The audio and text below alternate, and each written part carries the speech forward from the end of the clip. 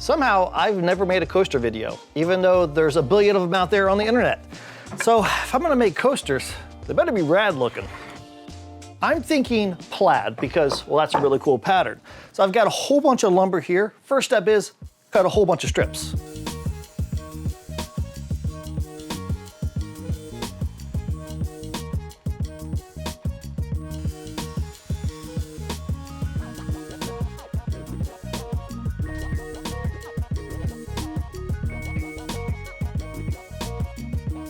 I cut 3 species. I got wingay, cherry, and maple. I got my pieces paired up. I've got wingay and cherry, and I have cherry and maple. So now I'm gonna glue them all together. Well, not really all of them. I'm gonna glue them in pairs. So 2 of them, 2 of them, 2 of them, and 2 of them. But I can use the same clamps. I just don't put glue in between the ones that aren't supposed to be glued together. Hopefully I remember that. So I'm gonna stick them all together, clamp it down, let it dry.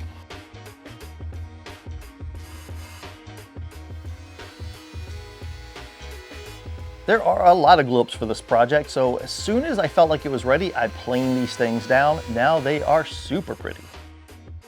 It is time for glue up number 2. Right now I have 8 pieces. I need to glue them up to make 4. So I've got wingay and cherry, and I've got cherry and maple. I'm gonna glue each one of these together to make one set. Do that 4 times. Now while the glue is drying on this, I gotta cut a whole bunch of thin strips. Like a whole bunch of them. Like a whole lot. A lot. The thin pieces are going to make up the pinstripes in the pattern. Can't have rad looking plaid without some rad looking pinstripes.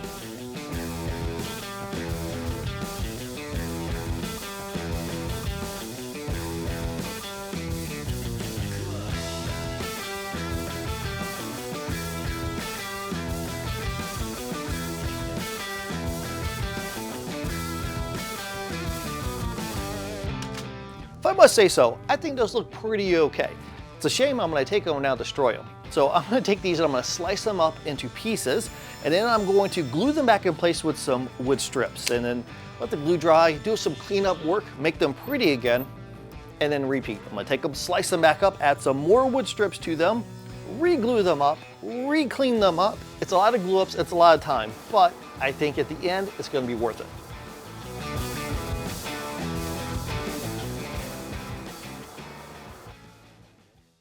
How often do you watch a video in which someone shows their mistakes? I'm hoping often, because we all do that, even if it's not always shown.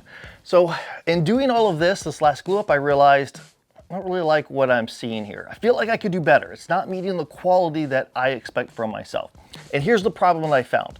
It's already a challenge to glue up and align all of those blocks because the blocks are not all the same size. Now, when you add the added complication of having pinstripes that go vertical and horizontal, and then getting all those aligned, it's a bit difficult, especially because I designed this so that it was large squares, and you put each large square together to make a coaster. I did this because I thought it would be more accessible to people, especially with those pinstripes. You don't have to have a long, thin panel. Instead, you could use more offcuts, and I thought this would help out people. But in doing so, it was just kind of ugly. Now, typically whenever I'm making a cutting board, if I have stripes, I want to have those stripes as long and consistent as possible. Your eye gravitates towards those.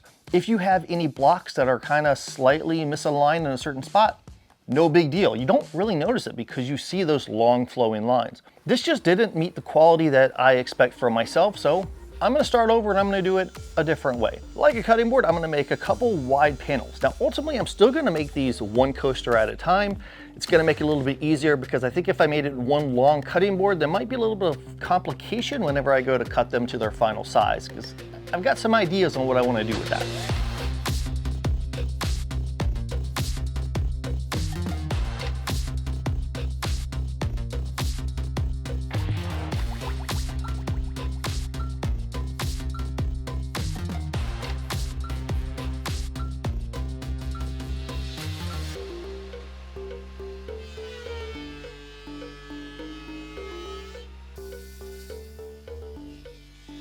For the pinstripes, I'm going to glue together a few thin, wide panels. Now, this is something that I do for just about every single scroll saw project I make, so I can knock these out pretty quickly. My panels are dry.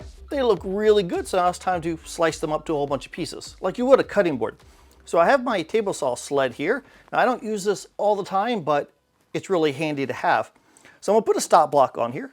cut each one of the panels up, and then I can glue them together interchangeably. To help prevent any sort of tear out, I'm going to use a sacrificial board. So I've got a 1/4 inch thick piece of MDF that I'm going to clamp on here.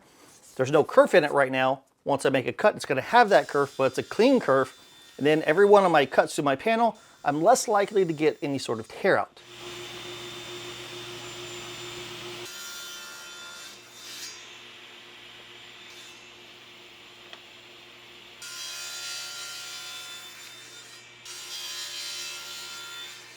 There are like 100 different ways to glue up these coasters, and there's not really a wrong way. It just kind of depends on how your brain works, right? For mine, I want to have the pattern going at an angle, and to do that, that means I have to have my coaster blanks here really, really big. So, you know, I could have taken these and glued up all these into like this giant block and then just sliced it that way, but it would have been like probably, you know, 6 to 7 inches square, and it's a really big block to cut. So instead, I'm just going to do it this way. This works for me. Just glue up each coaster one at a time. Make sure all my pieces are aligned. It's pretty good. So I'm going to do this for all of them, and then while these are drying, I'm going to take my thin panels, I'm going to sand them all down so it's the same thickness as the kerf of my saw blade. I'm going to go back over to the table saw, and I'm going to slice them up to the same thickness as these. There's a method behind the madness, I swear.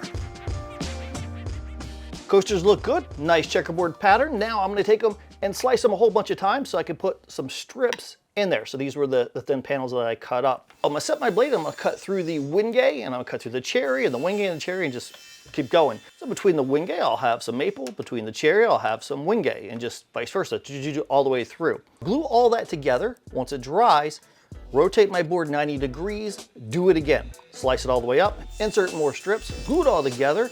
Then it's going to take some sanding and cleanup work.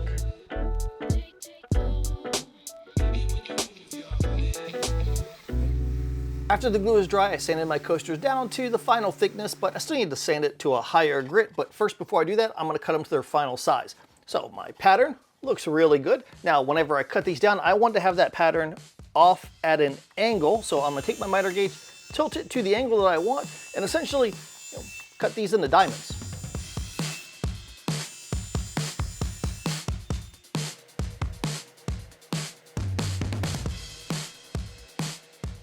Ooh-wee, those are awesome looking.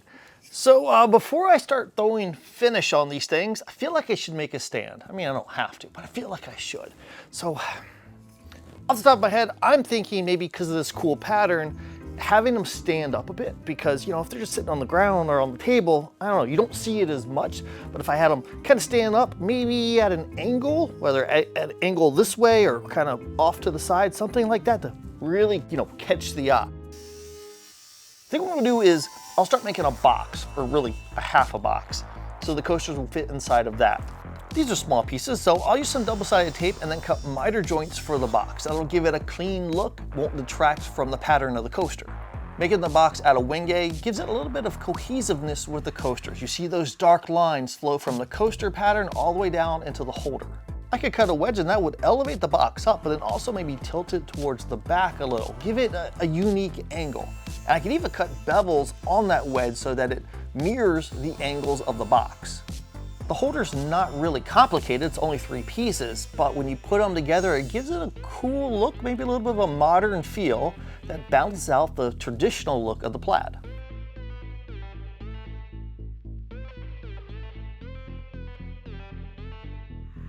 All right, finally time to apply some finish to this. Now these are in-grain coasters, which means they're gonna soak up liquid, and I don't want that at all. So I need to have a finish that's going to seal the surface really, really well.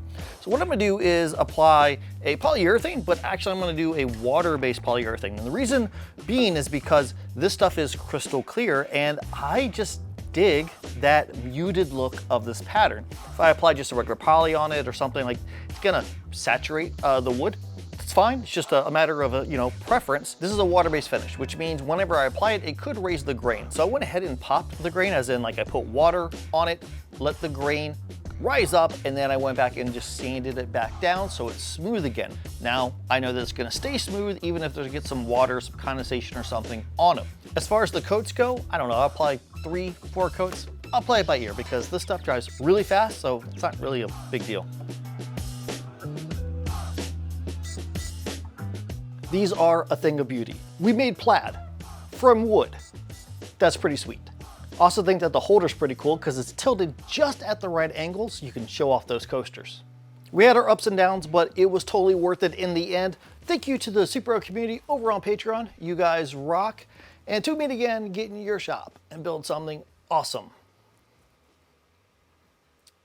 I gotta go buy more glue. That was a lot of glue.